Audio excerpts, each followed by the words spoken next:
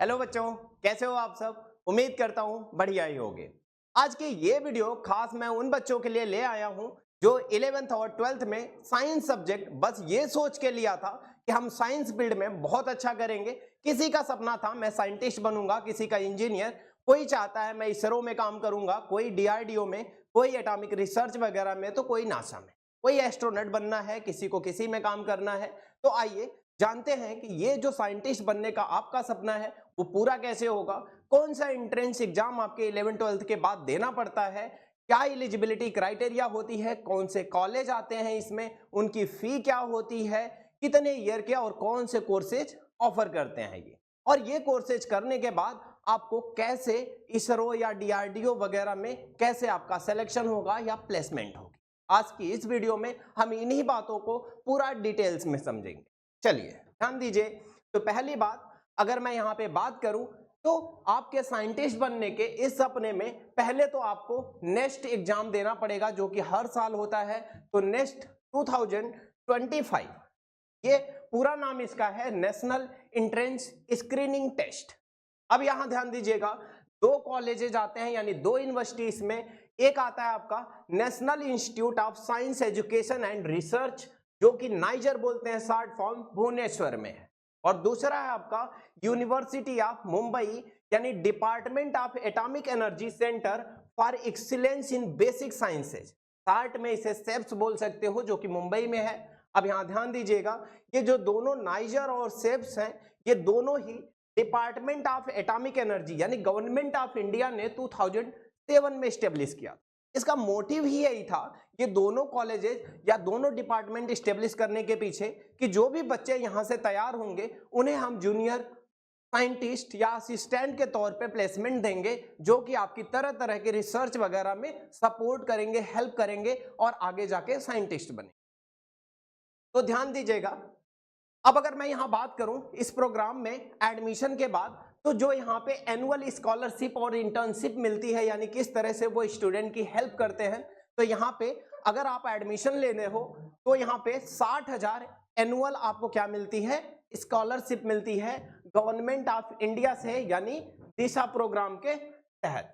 ठीक है। और दूसरी बात आपको यहाँ पे पर ईयर आपको 20,000 की समर इंटर्नशिप मिलती है। ठीक है। और इसके बाद अगर मैं बात करूं तो अगर ये प्रोग्राम आपका यहाँ पे कंप्लीट कर लेते हो इस यूनिवर्सिटी से, तो आप डायरेक्ट एलिजिबल हो जाओगे भाभा एटॉमिक रिसर्च सेंटर यानी बार्क के लिए। इतनी बात क्लियर है? ठीक है। ध्यान दीजिएगा, ये तो आपके फायदे की बातें हो गई। अगर मैं बात करूं दोनों अलग अलग यूनिवर्सिटी की, तो नाइजर की अगर मैं केवल बात करूं यहाँ पे, तो ये 5 year integrated MSc program offer करता है। कौन कौन से सब्जेक्ट में करता है? तो बायोलॉजी में करता है, केमिकल में करता है, मैथमेटिकल और फिजिकल साइंस में करता है। अच्छा, इसमें से कोई एक आप सब्जेक्ट प्रेफर करोगे और उसी में आप आगे इस कोर्स को कंप्लीट करोगे। अच्छा, इसके साथ साथ आपको कुछ माइनर सब्जेक्ट भी यहाँ पे पढ़ने पड़ सकते हैं, वो हैं आपके इनमें से कोई से भी, जैसे biology, chemistry, computer science, mathematics और फिजिक्स। अब अगर मैं बात करूं, ये जो नाइजर में टोटल सीट्स जो होती हैं यानी नेक्स्ट 2025 की अगर मैं बात करूं, तो इसमें टोटल 200 सीट्स हैं और उसके अलावा 2 सीट जम्मू एंड कश्मीर के लिए और लद्दाख के लिए, ठीक है, जो कि रिजर्व होती है।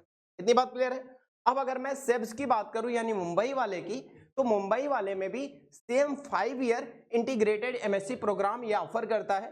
सब्जेक्ट आपके सेम रहते हैं, बायोलॉजी, केमिकल, मैथमेटिकल और फिजिकल साइंसेज। ठीक है। अगर मैं यहाँ बात करूं, यहाँ पे टोटल 57 सीट्स हैं यहाँ पे, और 2 वही जम्मू कश्मीर और किसके लिए, लद्दाख के लिए।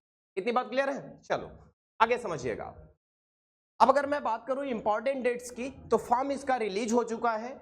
इसका जो एप्लीकेशन फॉर्म है वो ओपन हो चुका है 17 फैब से, यानी फॉर्म आप फिल कर सकते हो, जिसका लिंक मैं आपको डिस्क्रिप्शन में दे दूंगा। ऑनलाइन एप्लीकेशन क्लोज हो जाएगा 9 मई को यानी रात को, उससे पहले आप फॉर्म फिल कर लेना। और करेक्शन और अपडेट के लिए जो विंडो खुलेगी यानी फॉर्म फिर से आप उसमें जो भी गलतियां होंगी करेक्ट कर सकते हो 10 से 14 मई के बीच में। मॉक टेस्ट आपके इसके ओपन हो जाएंगे जो कि ये कंडक्ट कराता है 16 मई को, और आपको एडमिट कार्ड मिल जाएगा यानी लिंक आ जाएगा आपको डाउनलोड करने का, वो 2 जून को आ जाएगा, और इसका एग्जाम 22 जून को संडे होगा। 140 सेंटर्स हैं इंडिया में टोटल जहां पे इसके एंट्रेंस एग्जाम कंडक्ट किए जाते हैं।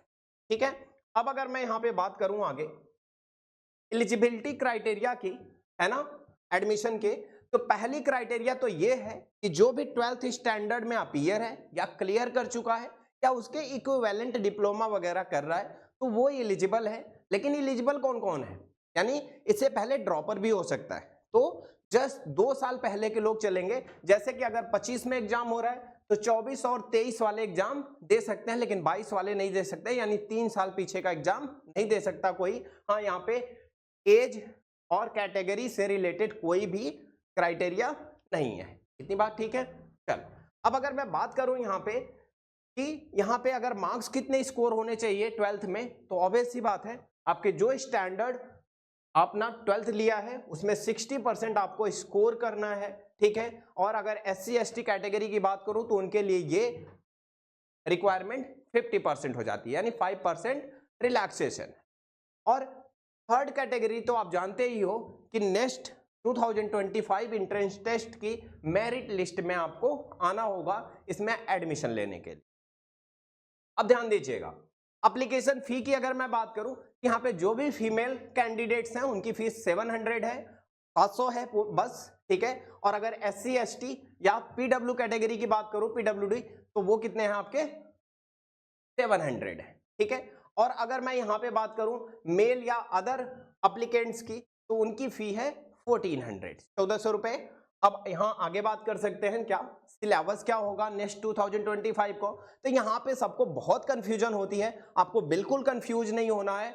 यहाँ पे जो सिलेबस होगा वो आपका वही 11th और 12th का, यानी 10+2 का सिलेबस होगा पूरे 2 साल का, 11th और 12th का। और एक बात और केयरफुली ध्यान से समझिएगा, यहाँ पे जो 11th और 12th में जो सिलेबस है, जो CBSE ने ऑलरेडी रेशनलाइज कर रखा है, यानी सिलेबस कम कर रखा है, यानी वही सिलेबस आएगा, यानी पुराना डिलीटेड कोई भी सिलेबस आपका इस एग्जाम में नहीं आने वाला। तो आपको जानना है कि कौन कौन सा सिलेबस आपका नहीं आ रहा है, तो मैं आपको नीचे डिस्क्रिप्शन लिंक में दे दूंगा कि NCERT ने कौन कौन से 11th और 12th के चैप्टर हटा रखे हैं, उन चैप्टर को हटा के उसके अलावा बाकी चैप्टर्स की प्रिपरेशन आपको करनी है। अब अगर मैं यहाँ पे बात करूँ केमिस्ट्री सिलेबस की, तो केमिस्ट्री में 10th 12th में आपके बोर्ड एग्जाम में टोटल 10 चैप्टर आए थे। Solution, electro, chemical kinetics, D and F block, coordination compound, halo alkane, hello arene, alcohol, phenol, ether, aldehyde, ketone, carboxylic acid, amines और biomolecule. अगर मैं 11th क्लास की बात करूं तो 11th क्लास में आपका पहला चैप्टर मोल कंसेप्ट वाला, यानी some basic concept of chemistry. ठीक है, इसके अलावा structure of atom, classification of elements, और इसके अलावा केमिकल बॉन्डिंग, और इसके बाद आता है आपका थर्मोडायनेमिक्स, केमिकल इक्विलिब्रियम, और उसके अलावा रेडॉक्स, रेडॉक्स के बाद आपका आता है GOC, जनरल ऑर्गेनिक केमिस्ट्री, इसके बाद आपका हाइड्रोकार्बन। इतनी बातें क्लियर है, यही चैप्टर आपके केमिस्ट्री में आने वाले हैं। मैथ का भी सेम पोर्शन है, सेम फिजिक्स और सेम बायोलॉजी का, आप लिंक से आप चीजें चेक कर सकते हो। वैसे ऑलरेडी आपको पता है कि 11th 12th के कौन से बेसिक के सिलेबस उन्होंने क्या कर रखे हैं, रिड्यूस कर रखे हैं, वही नहीं पढ़ना, उसके अलावा सब आपको प्रिपेयर करना है। लेवल आपका इसका JEE मेन का ही रहता है, तो आप उसके अकॉर्डिंग इसे प्रिपेयर कर सकते हो। चलो, ये बात समझ आ गई। ठीक है, अब अगली बात ध्यान से, आपको अगर ये वीडियो बहुत अच्छी लगी, ठीक है, इंफॉर्मेटिव लगी, आप चाहते हो कि मैं ऐसे और भी टॉपिक्स पे वीडियो बनाऊं, तो आप मेरी मोटिवेशन के लिए इस वीडियो को लाइक भी करो, शेयर भी करो और चैनल को सब्सक्राइब भी कर लेना। और आपने उन दोस्तों को भी फॉरवर्ड करो जिन्हें अभी तक नेक्स्ट एग्जाम का पता नहीं है, फटाफट फॉरवर्ड कर दो, कहीं देर ना हो जाए कि फॉर्म निकल जाए, डेट निकल जाए और वो फिल ना कर पाए। मिलते हैं अगली ऐसी ही एक और इंफॉर्मेटिव वीडियो के साथ नेक्स्ट वीडियो में, तब तक के लिए जय हिंद।